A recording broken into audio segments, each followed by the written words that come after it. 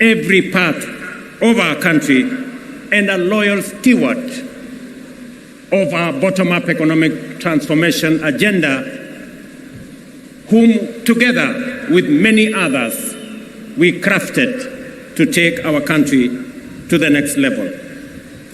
Over the past 2 decades, I have had the privilege to witness Professor Kindiki's work as a professor, litigation lawyer, consulting attorney, senator representing Tharaka Nithi, Majority Leader of the Senate, Deputy Speaker of the Senate, the most recently as Cabinet Secretary. I can confirm that in all these roles, he has demonstrated exceptional dedication, high competence and professionalism, and consistently delivered results beyond expectations. Professor Kindiki is a highly qualified and outstanding scholar, advocate and public servant, whose career has been defined by exemplary achievements which demonstrate his vision for positive change and commitment to high standards of efficiency in the performance of his duties. At this stage of the implementation cycle of our national transformation agenda, the people of Kenya require a patriotic public servant and a consummate champion of our constitutional dispensation, our broad-based national governance framework, and the bottom-up economic transformation agenda to support the cabinet and the presidency in delivering in full and on time. This moment calls for an individual who takes pride in a job well done and is humble enough to be a loyal servant of the people, and who is selfless enough to reach out and mobilize the entirety of government towards delivering for Kenya, experienced enough to understand the importance of engaging all sectors of our economy to drive transformation, and committed enough to serve professionally with loyalty and, most importantly, with integrity. I am delighted to affirm that our coalition, and indeed our nation, is blessed with many professionals who meet all these criteria. Among them, Abraham Kithure Kindiki stands out for his exceptional qualifications, extensive experience, and wide-ranging accomplishments. I am honored that he is available. He has told me he is ready, and I know he is willing to serve as my deputy. Professor, my young brother, let me call you Abraham K. or Abra K. Welcome to the service of this great nation, Kenya. And let me say this, I have heard you clearly when you took your oath of office and the oath for the due execution of your responsibilities as Deputy President.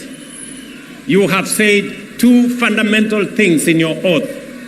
Kenyans were listening, I too was listening. You said that you will serve the people of Kenya and the Republic of Kenya. Abrake, please serve the people of Kenya and the Republic of Kenya. As I told our principal secretaries, as I told our cabinet secretaries, and as I tell every public servant who has a responsibility, who has a duty, who has the honor to serve our nation, let us serve the people of Kenya and the Republic of Kenya. We are not here to serve ourselves or our families or our communities or our regions or our villages. We are here to serve the Republic of Kenya and the people of Kenya. The second thing that you have said in your oath, I said in my oath, I listened to principal secretaries and cabinet secretaries and others. You have said you will serve without fear, without favor, without affection, and without ill will. My brother Abrake, I listen to you. The people of Kenya were listening to you. Serve without bias, without ill will, without favor, without affection, and without fear. So that together, the people of Kenya can know that their public servants, all of us, elected, appointed in different categories, shall know that we have one nation, one country, one people, and we are called upon by the Constitution of Kenya to serve them without bias, without fear, without favor. And let me undertake in this very historic national ceremony to the people of Kenya. And I say this as MCAs listen to me, as members of parliament listen to me, as members of the executive listen to me, those in the judiciary and those in the executive, that the people of Kenya, it doesn't matter, those who live near our oceans, near our lakes, in our mountains, in our valleys, in our arid and semi-arid areas, they are one people, one great nation called Kenya. And I want to commit, pledge, and undertake that we will serve the people of Kenya equally, and no part of Kenya, no community in Kenya, no section of Kenya, no region of Kenya shall be left behind. We are going to work together. I say this to our representatives. Every MCA knows that they were never voted by all the people in their ward. Every member of parliament knows the same, that they were never voted by all the people in their constituency. And so does my friends governors. They know that not everybody in their county voted for them. But they also know that they must serve all the people, whether they voted for them or did not vote for them. Professor, you and me have the honor to serve the people of Kenya. And as I have said before, we will serve the people of Kenya equally, those who voted for us and those who did not vote for us. The government of Kenya equally belongs to all the people of the Republic of Kenya. Let me also say the following, because this is a very important occasion. To underwrite that our judiciary works, that our legislature works, and we will make sure that our executive works and serves the people of Kenya. I know that we've gone through a journey, but in this journey, we have affirmed to both ourselves as the people of Kenya, to our friends, and to the international community, we have affirmed that Kenya is a constitutional democracy founded on the firm foundation of the rule of law. We believe in freedom, and we believe in making sure that no Kenyan and none of us is left behind. Today we stand here as a people, united, peaceful, because we are a democracy We believe in our Constitution, we believe in the rule of law, and we are a free people, and we make choices. Let me also say this. To all of us who are public servants, it doesn't matter at what level. To all of us, we are reminded on this very historic day that we serve at the pleasure of the people of Kenya, and we serve under the provisions of the law and the Constitution of the Republic of Kenya. And that none of us, irrespective of the office we hold, is greater than what our Constitution says. We must obey, we must submit to the law and to the Constitution, because that is what makes us a nation. Let me say this as I conclude. We have made strides as a nation. Today, our savings as a percentage of our GDP is growing. We have changed and we have transformed our education system. Today, we have more teachers.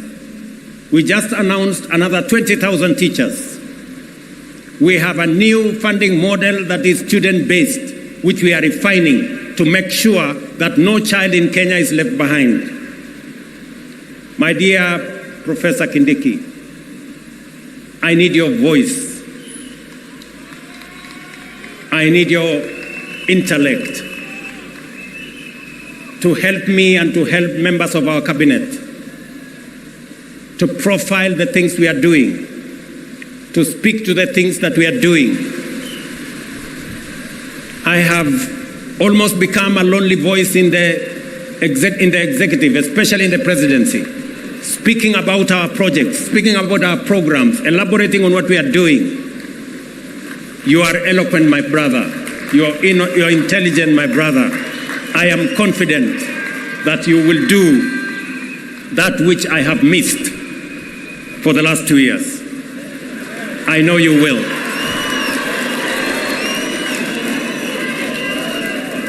We have a huge program on university funding and higher education funding. We have a huge program that today our farmers across Kenya have access to fertilizer.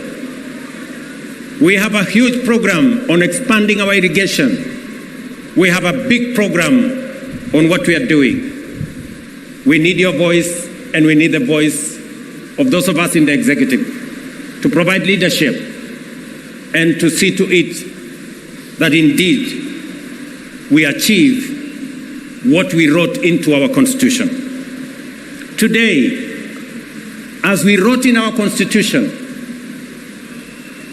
Kenya Power has turned around and today is a profitable company. So is KenGen, because of the stewardship that we have put in place. My brother, our manifesto is elaborate.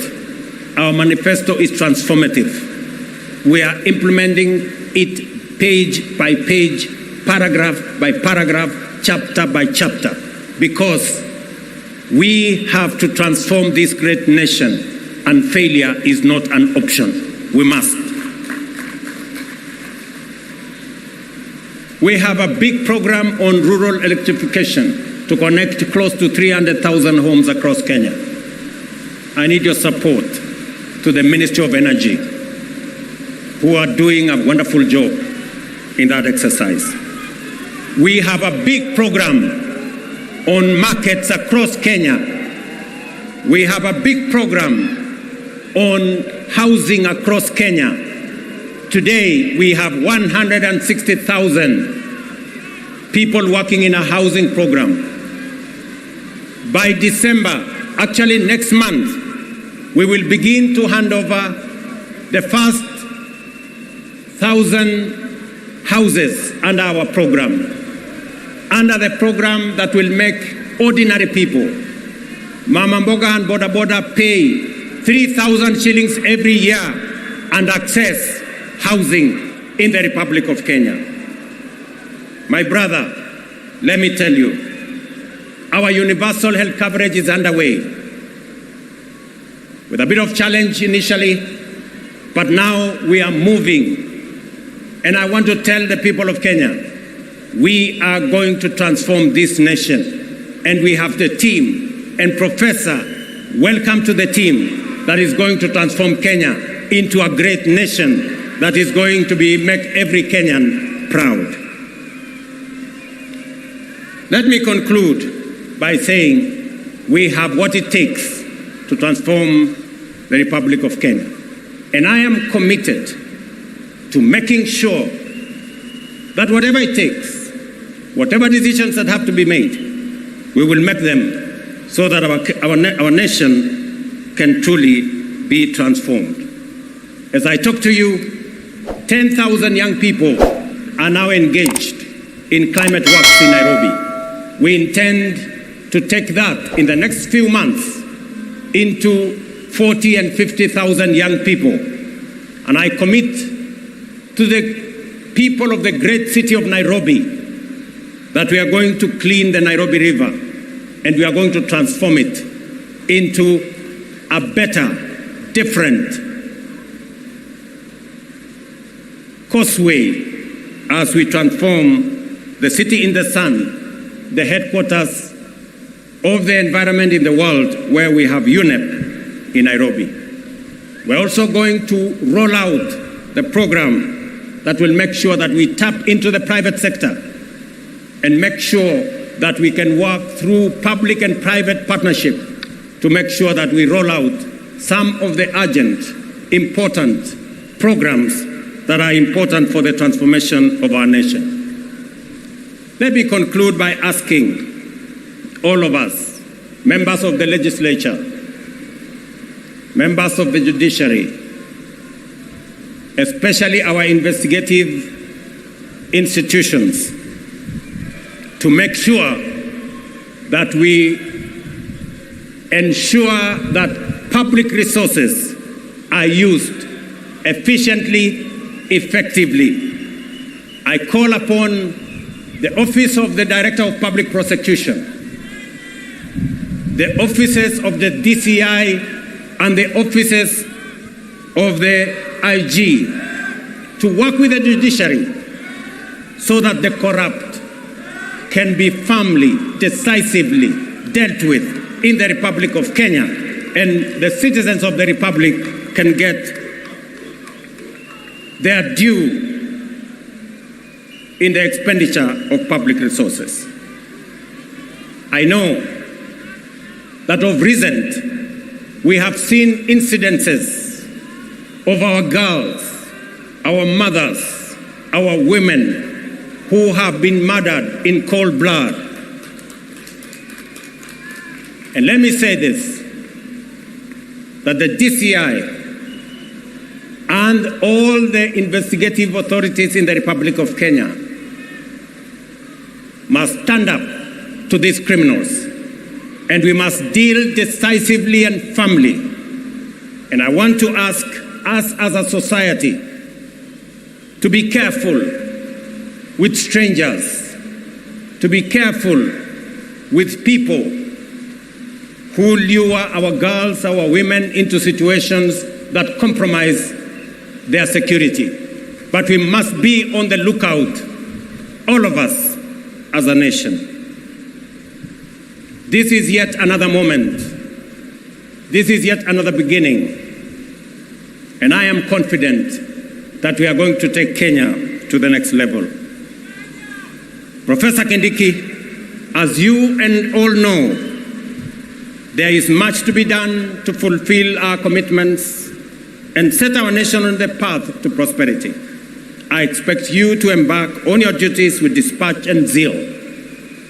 I wish you success as you begin your service in the high office you have assumed today.